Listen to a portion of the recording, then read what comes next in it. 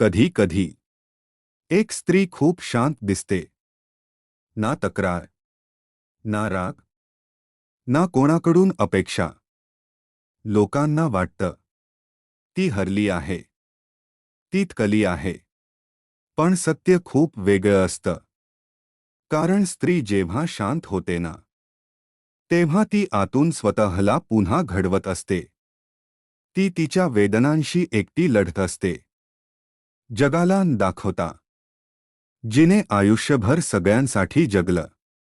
आई वडील, नवरा, मुलं, घर, नाती. तीच स्त्री एक दिवस स्वतःसाठी रडते. कारण तिने सगळ्यांना आनंद दिला.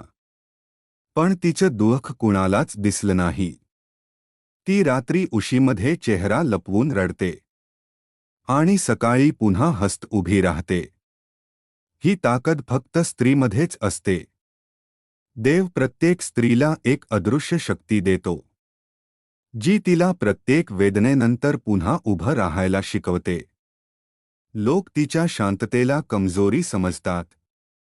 पण त्यांना माहीत नसतं की शांत समुद्राच्या आतही मोठं वादळ दडलं असतं. एक दिवस येतो जेव्हा ती स्त्री स्वतःची किंमत ओळखते. मग ती कोणासाठी रडत नाही, कोणाकडून प्रेम मागत नाही, कोणासमोर स्वतःला सिद्ध करत नाही.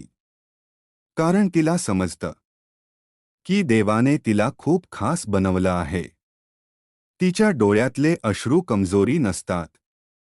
ते तिच्या संघर्षाचं पवित्र रूप असतं.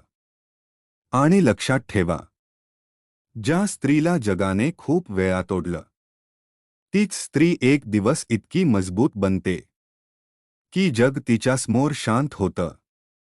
आज जर एखादी स्त्री शांत असेल ना, तर तिचा अपमान करू नका. कारण ती हरलेली नसते.